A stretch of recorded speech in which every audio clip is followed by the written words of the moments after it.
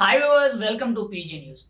విశాఖ అభివృద్ధికి మొదటి అడుగైతే పడింది. ఖచ్చితంగా లక్షల కోట్ల పెట్టుబడులు అనేవి తరలి వస్తున్నాయని మనం అయితే చెప్పుకోవచ్చు.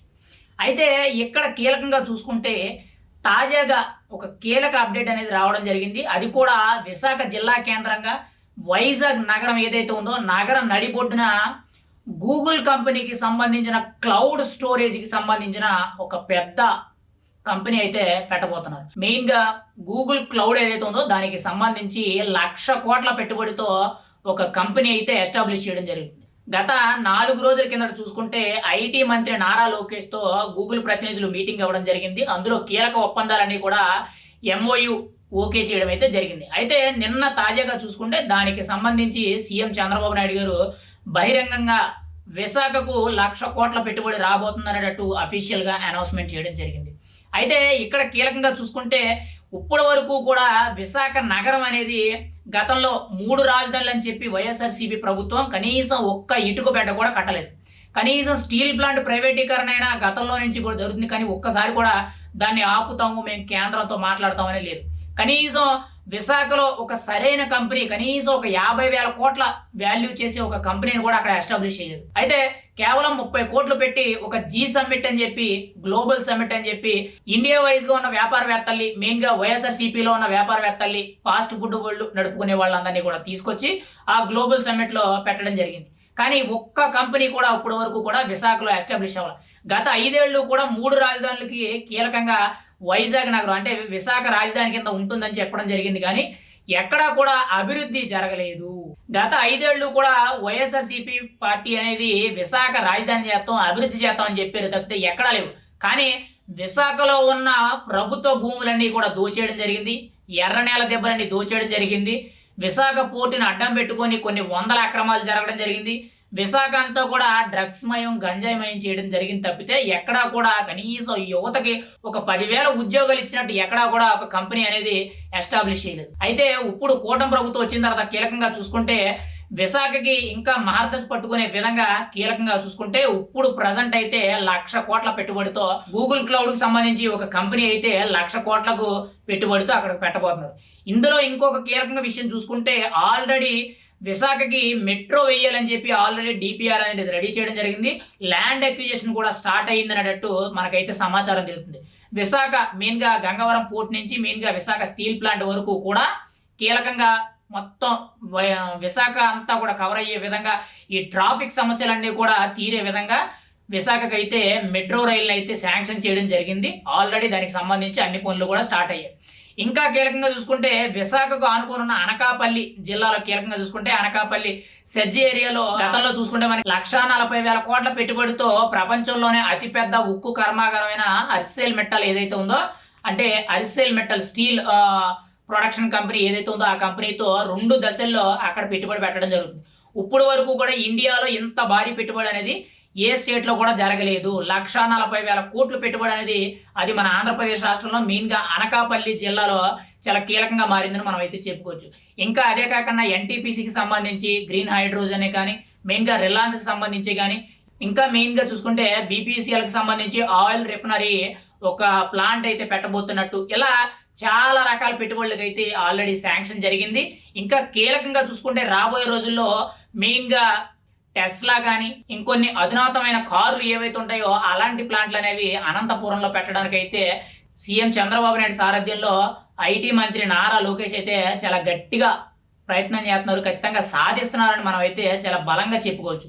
అయితే ఇక్కడ కీలకంగా చూసుకుంటే కేవలం కూటమి ప్రభుత్వం వచ్చి 6 నెలల వ్యవధిలోనే 4,00,000 కోట్ల పెట్టుబడులకు పైగా సాధించడం జరిగింది.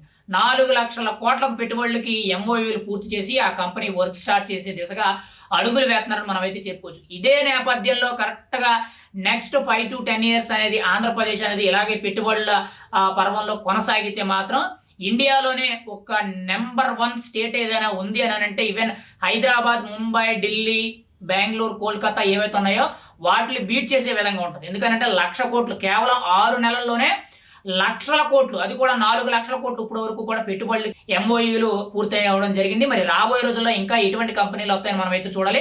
ఖచ్చితంగా నారా లోకేష్ కానీ కూటమి ప్రభుత్వమే కానీ కీలకంగా ఈ 5 ఏళ్లలో 20 లక్షల ఉద్యోగాలు అంటే ప్రైవేట్ ఉద్యోగాలే గాని, గవర్నమెంట్ ఉద్యోగాలే గాని యువతకి 20 లక్షల ఉద్యోగాలు కల్పిస్తామని ఏదైతే మాట ఇచ్చారో ఆ దిశగా చాలా కీలకంగా అడుగులు వేస్తున్నారు. అదే నేపథ్యంలో తాజాగా చూసుకుంటే ఇప్పుడు విశాఖకి ఒకవైపు మెట్రో రైలు వస్తే, ఒకవైపు ఇటు గూగుల్ సంస్థ అనేది మెయిన్‌గా విశాఖకి రావడం అనేది చాలా గొప్ప విషయం మనమైతే చెప్పుకోవచ్చు. ఇంకా మనకి కీలకంగా కొన్ని కంపెనీలు చూసుకుంటే మైక్రోసాఫ్ట్ గాని, మెటాడాటా గాని అంటే ఫేస్‌బుక్ కానీ, అమెజాన్ కానీ ఇలా పెద్ద పెద్ద కంపెనీలు ఏవైతే ఉన్నాయో ఫారిన్ కంపెనీస్ ఏవైతే ఉన్నాయో ఎంఎన్‌సి కంపెనీస్ అన్నీ కూడా నారా లోకేష్ అయితే గతంలో అమెరికా పర్యటనలో భాగంగా వీళ్ళందరితో కూడా ఆయన మీటింగ్‌లో కలవడం జరిగింది. ఖచ్చితంగా రాబోయే రోజుల్లో ఏదో ఒక శుభవార్త అమెజాన్, ఫేస్‌బుక్, మెటాడాటా మెయిన్‌గా చూసుకుంటే మైక్రోసాఫ్ట్ ఇలాంటి యాపిల్ ఇలాంటి పెద్ద పెద్ద కంపెనీలు ఏవైతే ఉన్నాయో వీటిల నుంచి కూడా ఖచ్చితంగా ఎంతో కొంత పెట్టుబడి 10,000 కోట్లు, 25,000 కోట్లు, 1,00,000 కోట్లు అనేది మనం అయితే చెప్పలేం గానీ ఖచ్చితంగా వచ్చే అవకాశం ఉందని మనకైతే తెలుస్తుంది. ఖచ్చితంగా గతంలో ఏదైతే 5 ఏళ్ళు కూడా విశాఖకి రాజధాని చేసుకొని చుట్టూ ఉన్న భూములన్నీ కూడా దోచేసి అవినీతికి అడ్డాగా మెయిన్‌గా లా అండ్ ఆర్డర్ కంట్రోల్‌లో లేని విధంగా గత 5 ఏళ్ళు కూడా విశాఖ తయారైంది. కానీ ఇప్పుడు చూసుకుంటే అభివృద్ధి బాట పడడానికి చాలా కీలకంగా మారుతుందని మనం అయితే చెప్పుకోవచ్చు. ఖచ్చితంగా రాబోయే రోజుల్లో విశాఖ అనేది మన ఇండియాలో ఇప్పటి వరకు ఏవైతే మెట్రోపాలిటన్ సిటీలు అంటే ఎగ్జాంపుల్‌గా మనకు చూసుకుంటే హైదరాబాద్, బెంగుళూరు ఏవైతే సాఫ్ట్‌వేర్ కారిడార్‌కి ఒక పెద్ద పీట వేశాయో సేమ్ అదే విధంగా ఆంధ్రప్రదేశ్‌లో కూడా మెయిన్‌గా విశాఖలో మాత్రం చాలా పెద్ద పీట వేసే అవకాశం ఉంది. ఇటు బీచ్ వ్యూ కానీ, ఇటు మెట్రోయే కానీ, ఇంకా సిటీ డెవలప్‌మెంటే గానీ వీటితో పాటు చూసుకుంటే ప్రత్యేకించి ఐటీ రంగాన్ని విశాఖలో డెవలప్ చేసినట్లయితే ఒక రేంజ్‌లో ఉంటాది అని చెప్పి మనం చాలా కీలకంగా చెప్పుకోవచ్చు. ఆ దిశగా ఆల్రెడీ కూటమి ప్రభుత్వం అడుగులు వేస్తుంది. ఆ నేపథ్యంలోనే ఇప్పుడు విశాఖకి ఇప్పుడు వరకు వచ్చిన పెట్టుబడులన్నిటిలో కూడా విశాఖ పరిసర ప్రాంతాలను మెయిన్‌గా Anakapalli, sedge and Visakha area ఏదైతే ఉందో ఈ 2 కూడా దగ్గరే కాబట్టి ఈ ఏరియాల్ని చాలా బలంగా తీసుకొని ఈ ఏరియాలో కొన్ని ప్రభుత్వానికి సంబంధించిన భూములే కానీ లేకపోతే ఎస్ఈజెడ్ భూములే కానీ ఏవైతే ఉన్నాయో ఇవన్నీ కూడా ఉపయోగించుకుంటూ కంపెనీలు ఎస్టాబ్లిష్మెంట్ చేయడం అనేది చాలా గొప్ప విషయం మనం అయితే చెప్పుకోవచ్చు. ఖచ్చితంగా రాబోయే రోజుల్లో విశాఖ ఏదైతే ఇప్పటి వరకు కూడా ఆల్రెడీ ఆంధ్రప్రదేశ్‌లో చూసుకుంటే ఆంధ్రప్రదేశ్‌లో ఉన్న సిటీస్‌లో చూసుకుంటే ఖచ్చితంగా విశాఖే బెస్ట్ వన్ అని చెప్పుకోవచ్చు. అలాంటి నేపథ్యంలో ఇంకా హై క్లాస్‌గా తయారు చేసే విధంగా మెట్రోపాలిటన్ సిటీ కింద తయారు చేసే విధంగా విశాఖ డెవలప్ అయిందనంటే ఏదైతే ఇప్పటి వరకు కూడా ఉత్తరాంధ్ర వెనకబడి ఉందని ఏదైతే చెప్పుకుంటారో అది పొరపాటు. ఖచ్చితంగా విశాఖ ఒక్కటి చాలు మిమ్మల్ని కాపాడడానికి. మీకు 3 పూట్ల భోజనం పెట్టడానికే గానీ, మీ అభివృద్ధికే గానీ, మీ జీవనాధారం అంతా కూడా ఎదగాలి అనంటే మాత్రం ఖచ్చితంగా విశాఖ నగరం ఒకటి చాలు అనేటట్టు చాలా బలంగా అభివృద్ధి చెందే అవకాశం అయితే కనిపిస్తుంది. అది ఖచ్చితంగా కూటమి ప్రభుత్వంలోనే సాధ్యం. ఇప్పుడు 1,00,000 కోట్ల పెట్టుబడి అనేది కేవలం విశాఖ నగరానికి మాత్రమే మనమైతే చెప్పుకోవచ్చు. మరి రాబోయే రోజుల్లో ఎటువంటి కంపెనీస్ వస్తాయని మనం అయితే ఎదురు చూడాలి. ఖచ్చితంగా విశాఖ అభివృద్ధి ఫస్ట్ ప్రయారిటీ కింద అయితే కూటమి ప్రభుత్వం అయితే ఎదరికెళ్తుందని మనం అయితే చెప్పుకోవచ్చు.